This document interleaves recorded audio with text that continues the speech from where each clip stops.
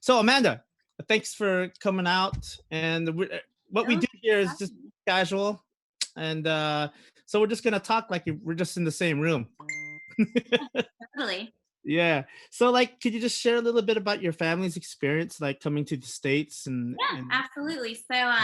I'm the youngest of three, so my stories might be a little bit different from what my sisters, my goodness, okay, um, might share with you guys. But from what I know, from my perspective, my dad was in the Navy, U.S. Navy. He joined when he was super young, right out of high school. He met my mom in Sagada.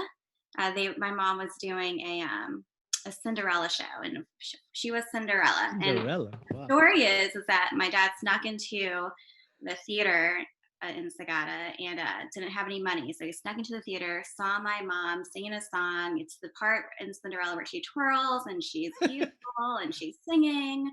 And then my dad told his friend, "That's the girl I'm going to marry one day." So, very long story short, they do get married. You know, my dad again in the Navy. My mom came from a family whose dad passed away at a super young age. So my grandma, super Oh, strong woman. This is why my mom is the way how she is. My mom is extremely strong. Anyways, yes, they got yes. married. They moved. They were all around. They were. My dad was stationed in Hawaii, San Diego, Japan, and then DC.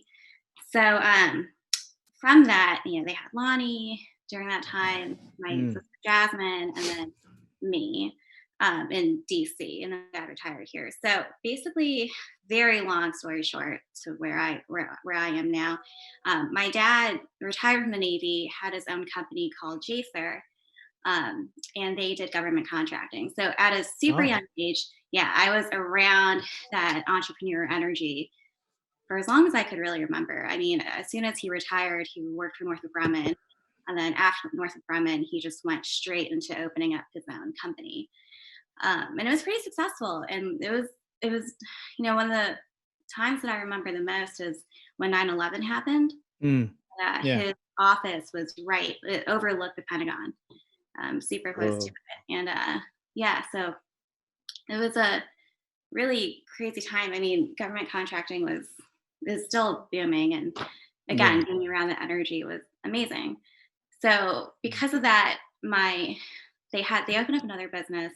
Um, Forgot what it was, but and then my sister Lonnie at that time wanted to open up her children's business. I had worked at a company called the Little Gym. It's a Oh gymnastics place yeah. for Okay. children. Yeah. Yeah, and then Lonnie had brought her daughter there where I was working, and then so did Jasmine. And they probably lived about 30 minutes away. But in this area, it's a very dense area. So 30 minutes away usually can be an hour away, depending on traffic. And then so we decided to open up one in Silver Spring, or Lonnie did. So it was me, Jasmine, and Lonnie. But it was mostly Lonnie who opened up the little gym in Silver Spring. Oh, And okay. then as life So goes on, they had children, Lonnie moved to Hawaii. So I ended up owning the business in 2017 completely by myself. So yeah, so that's how I have it. And yeah, it's been awesome. Again, I think the only reason why we even thought to do that is because of my dad's spirit, of his mm, yeah. spirit, and definitely from his, as you know, Jay, like the military upbringing that he had. And there's a certain kind of like energy that just fuels you. And I would definitely say being around my dad um, has inspired me to, you know, choose something like this as opposed to teaching, which is what I originally was going to do.